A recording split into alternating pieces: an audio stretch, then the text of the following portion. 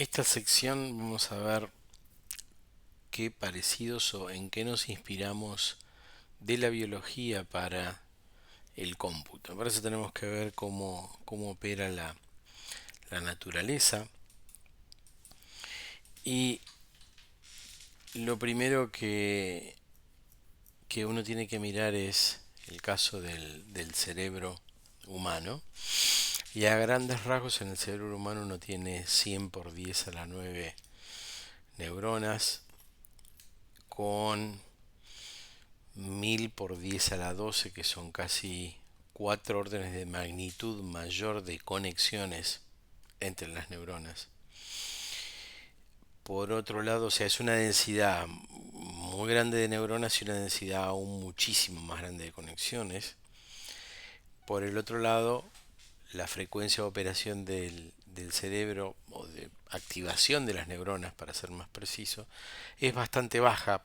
En promedio uno puede encontrar 10 estímulos por segundo, una frecuencia de 10 ciclos, y una potencia total de unos 20 watts, lo cual lleva a una eficiencia que es increíblemente alta, de 16 miliwatts por centímetro cúbico. Hay muy pocas cosas que sean tan eficientes como el cerebro humano para funcionar. Y uno puede pensar al cerebro como una asociación de diferentes tipos de agentes, ahora en plena era de la inteligencia artificial y con los agentes tan de moda, pues uno puede pensar que el cerebro quizá está eh, dividido en secciones. Pensar no, en la realidad es así, ¿no? El cerebro tiene regiones diferentes que realizan operaciones muy diferentes. Por ejemplo, el córtex prefrontal es el que está asociado con planeamiento, toma de decisiones y la memoria de trabajo.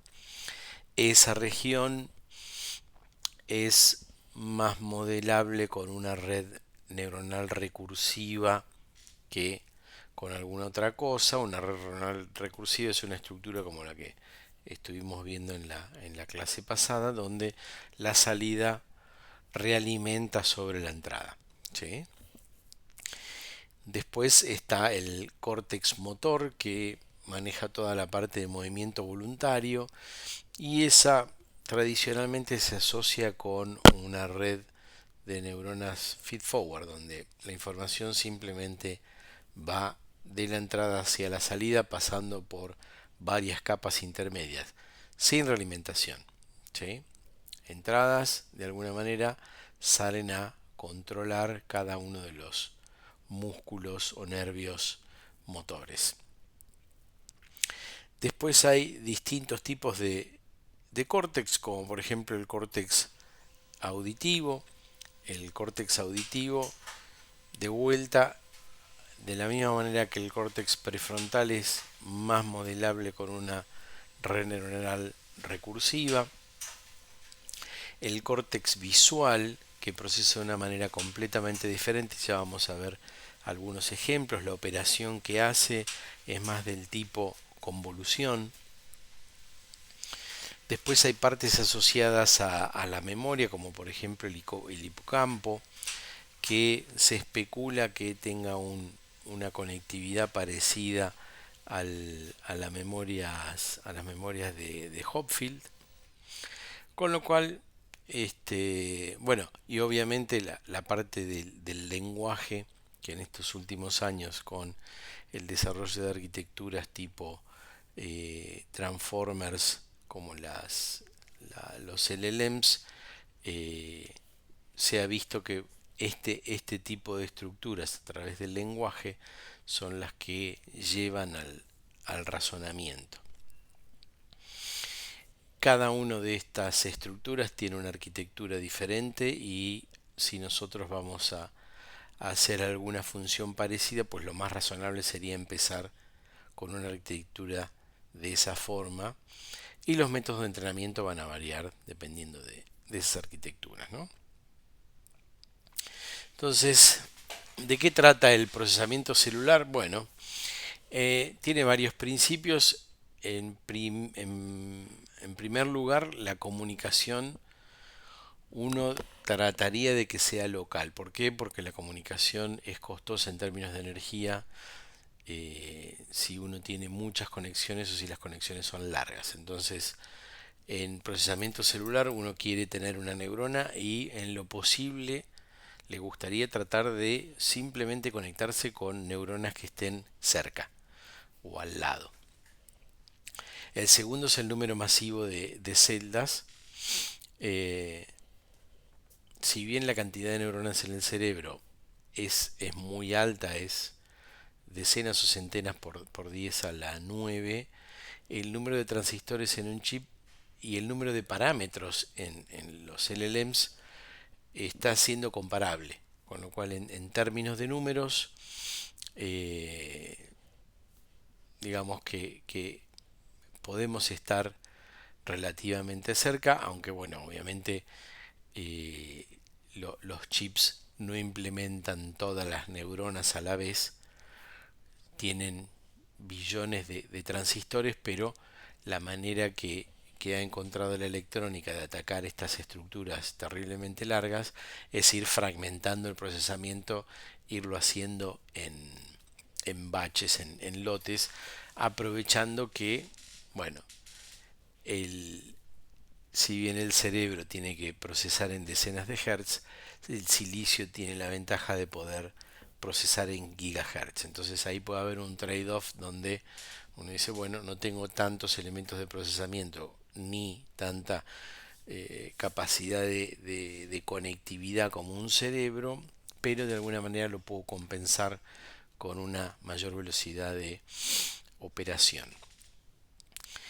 Y eso en parte ayuda porque, bueno, el cerebro tiene una característica que es fundamental y es que es 3D, mientras que el silicio, si bien hay estructuras 3D, mayormente, digamos, el procesamiento ocurre en 2D. Este 3D le da una densidad de procesamiento muy superior al cerebro.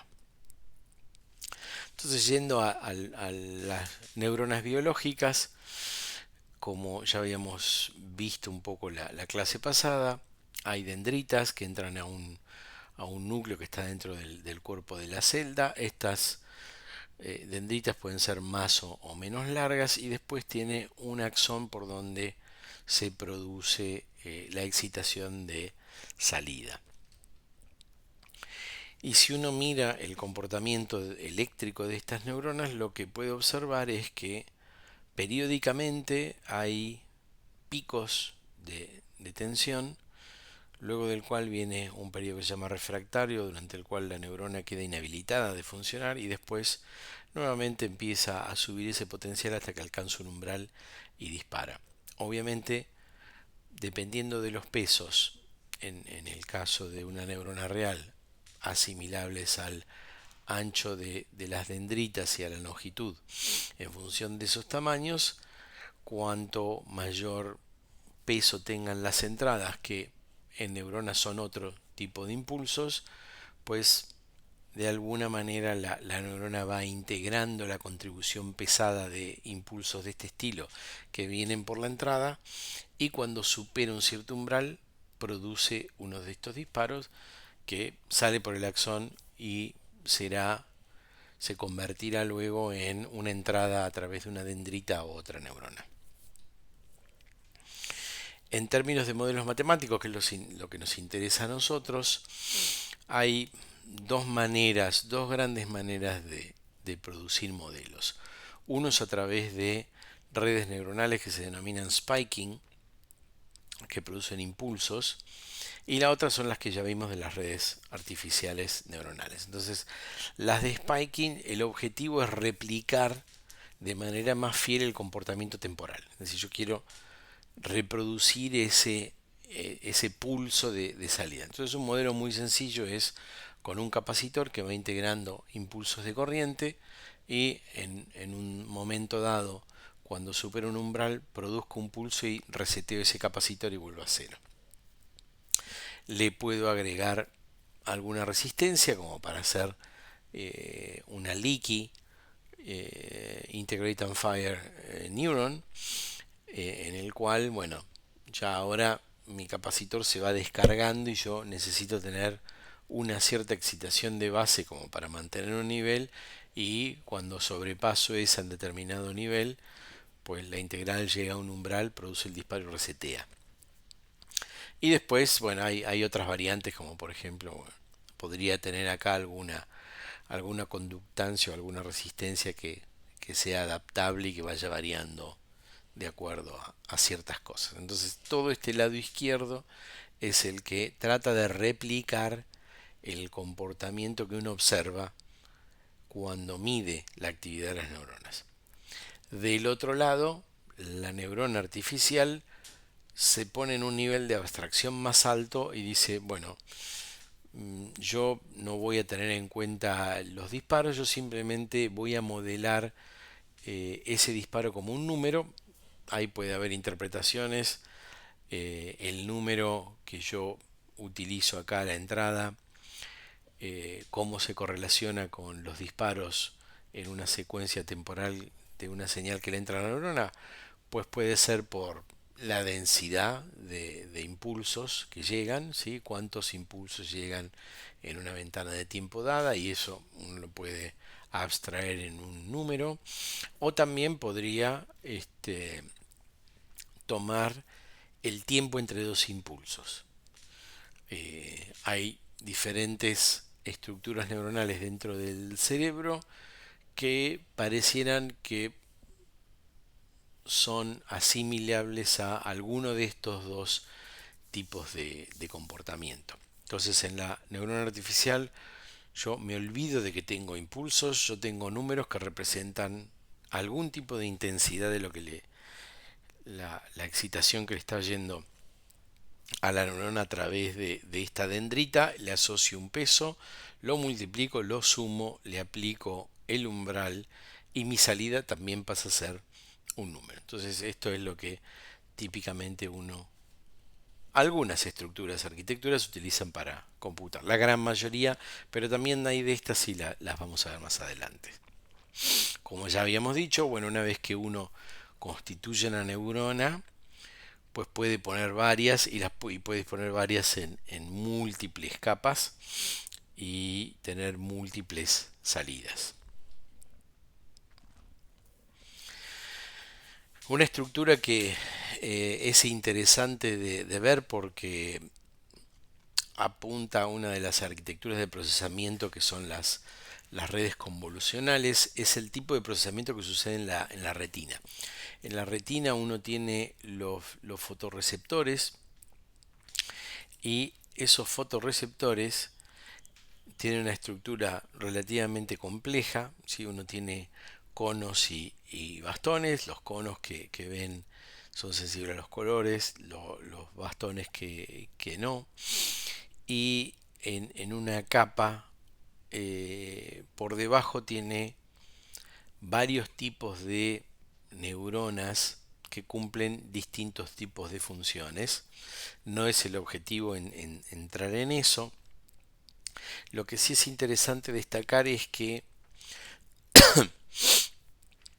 la conexión a las neuronas que terminan produciendo las salidas que van al córtex visual tienen distintos tipos de conectividad a los fotorreceptores. Por ejemplo, hay cierto tipo de neuronas que tienen sensibilidad al contraste entre algunas neuronas, por ejemplo, que estén en el centro, y una otra serie de neuronas que estén en la periferia. Entonces, por ejemplo, si yo tengo una excitación en el centro y no tengo excitación en la periferia, pues esa neurona me va a producir una salida, va a ser sensible a esa situación. Y si el estímulo adentro es más fuerte, pues va a ser más fuerte la salida. Mientras que si la excitación viene por la salida y menos por dentro, la excitación va a ser baja. Idem en esta situación, y si vienen ambas, pues la excitación es baja. Y así hay distintos tipos de neuronas que dependiendo sus conexiones configuran este tipo de celdas en centro, fuera de centro o fuera y dentro de celdas que de alguna manera están produciendo un filtrado espacial y están rescatando de esa imagen que llega a la retina, está destacando cierto tipo de características locales, porque cada neurona solamente procesa un conjunto pequeño de fotorreceptores que tiene cerca. Y este filtrado espacial es el principio de lo que se conocen como redes neuronales convolucionales.